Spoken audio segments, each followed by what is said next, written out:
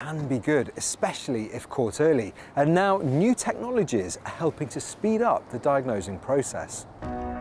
Musgrove Park Hospital in Somerset is part of the first NHS trust in the UK using AI software to support radiologists in detecting prostate cancer. Dr. Eleanor Newby is a consultant radiologist at the hospital. So the AI technology that we use is a new product that assesses the prostate gland as part of the MRI study. It gives us the volume of the prostate, and it also gives us a heat map, so it identifies any potential tumours, and it gives us a pictorial image, a bright spot where we know that there is potentially a tumour.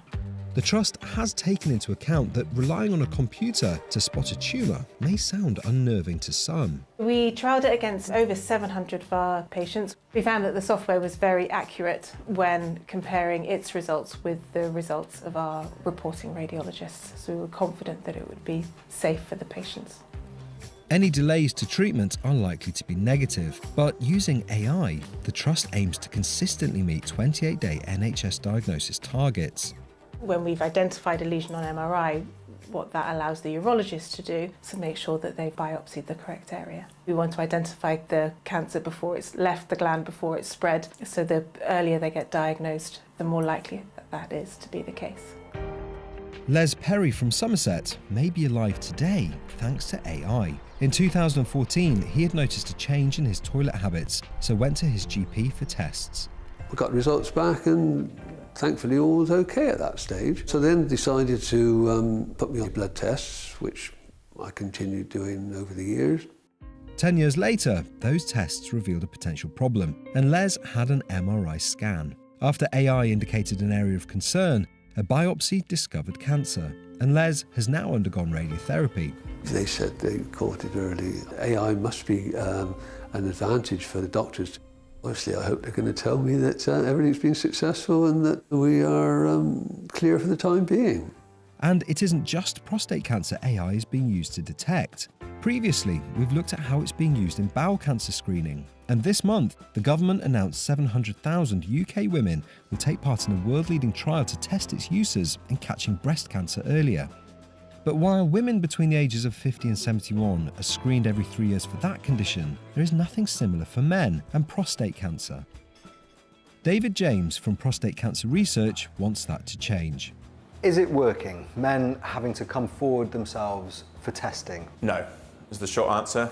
The Informed Choice Programme, what it's known as, requires men to come forward and speak to your doctor. And that's great if you're in a high-risk group. But what about all the men who don't know? It's not fair, it's not equitable, and it's failing to actually pick up those aggressive diseases early. The charity want to see a screening programme introduced for high-risk groups, including men who are over 45, of black heritage, or have genetic risk factors.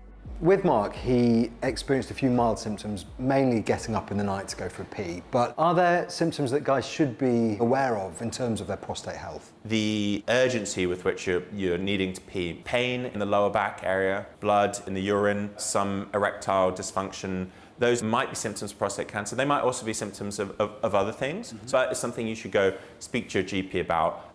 There's a historical stigma, I think, with men generally, the idea that we don't talk about our health. You just kind of get on, suck it up. If prostate cancer is caught early, your survival rates at the 10-year mark are really very good. It's when it's caught late that survival rate really starts to plummet. And that's why it's so important we catch it early. Early intervention made the difference in Mark's case. And in August last year, he went to have his prostate removed. I was a complete mess, and you just skipped into the operating theatre. You were like, get this sorted out and get me That home. was my focus. I just thought you were amazing. The operation seemed to go well, but we had an agonising 2-month wait before the surgeon got in touch with some news. He'd said that they'd got the whole prostate, so they were happy that they had got the cancer. So he was really happy, and he gave me the all clear, didn't he? Yeah. Those few words of comfort from him were amazing, weren't they? Such a weight off your shoulders. I couldn't have imagined something like this would happen to our family, especially given Mark was so young when he was diagnosed.